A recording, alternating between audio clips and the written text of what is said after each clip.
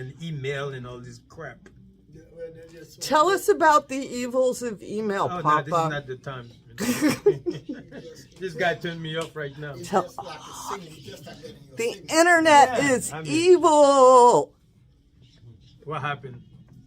I didn't know you're the email. I hate email. I hate technology. You know, I'm old Well, fashioned. you know, there's like techno witches, techno magical practitioners who like. This is why I'm not on the internet. They use like the. I like my old fashioned way where people, I don't advertise, I don't do nothing. Word of mouth. That's how I get all my clients. And you know. And this is the best way. I agree, and as much problem, y'all. I'm going to tell you, as much as so much advertise, respect, you become fake. Then they can label you as a fraud, you know, and all of that. And it's too easy in today's world for people to get fancy real quick. Put up a fancy website. Yeah. You got the camera a little bit higher. Put it. See, he wants to make sure he's in the shot all the way. Yeah, right there. There. And there. And sit there. So you live now? Yes. Oh. Yes, thousands and thousands of people are looking at you right now, Papa.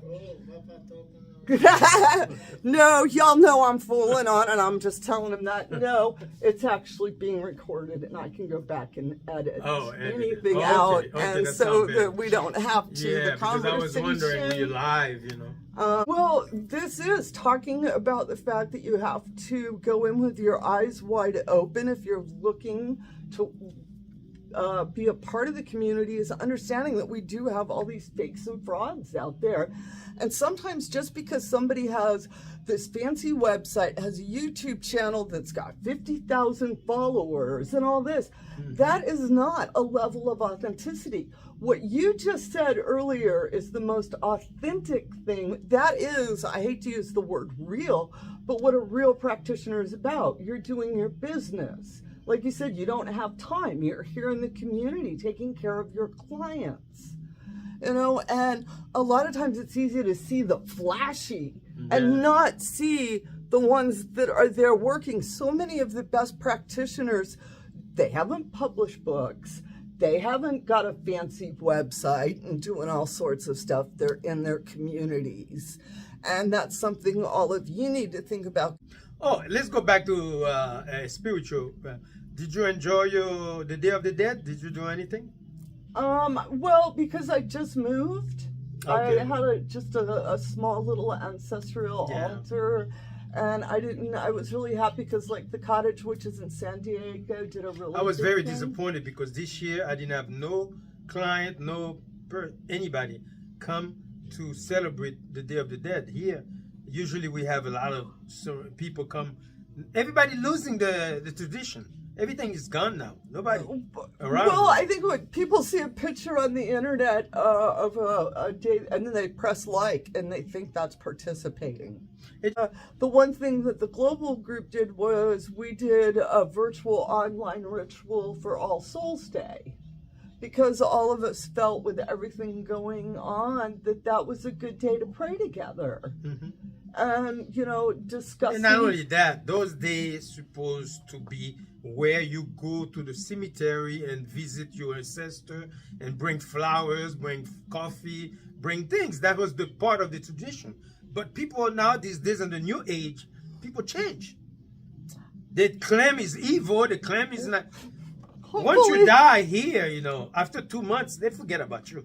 They don't even go see you no more in the cemetery. And so y'all know I have Conjuring Dirt, Magick of Footprints, Crossroads, and graveyards. I encourage you to get back into those graveyards. It is so important. Yeah, visit your ancestor. To learn to honor your dead, to learn to honor the dead. And to pray, like you said, flowers, just go tidy up. You don't have to take anything. I know sometimes folks are like, I can't afford all this. You can afford 15 minutes to stop by and straighten up and just tidy the graveyard up a little bit. That is an offering. That is being of service.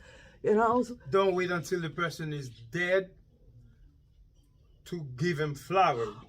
Oh. Give him flower every day. Don't wait until, you know. I just recently had somebody say that. I mean, it's terrible. Where they were talking and they were like, I like to give my flowers and compliments to the living. Yeah, to the living, And I was like, we all They need... spend so much money when they're in the funeral for flower, and then they never bring a bouquet of flower to the person while he's alive. Show love while I'm alive. Don't wait until I'm past, and then you're gonna say, oh, Papa Nico was a nice guy. People, oh my God. All right, if you're watching, please send flowers to Nico World on 3rd Loop Road, Florence, South Carolina, for Papa Nico. If any of you would like to, you can... Not only to me, you bring the flower to the spirit, the offering. And you offer whatever you bring. It could be a piece of bread, a loaf of bread, or something, cigar, rum. You bring it to the spirit. You ask them for a favor, what they can help you. You invoke them, then you get your return back, your protection. That's the best way, You got to honor the dead, Y'all heard it right here, okay? I mean, it's so true, you do. And we've lost it. And I think that's part of the problem why people feel like they're not connected. Where they talk about, I don't feel this connection. I don't know why I should go to the graveyards. And I'm like, that's because it's like the powers that be want you to stay out of those connections. They want you to stay away from the magic. I'm surprised they didn't put a gate around the cemetery and lock them down so nobody can visit.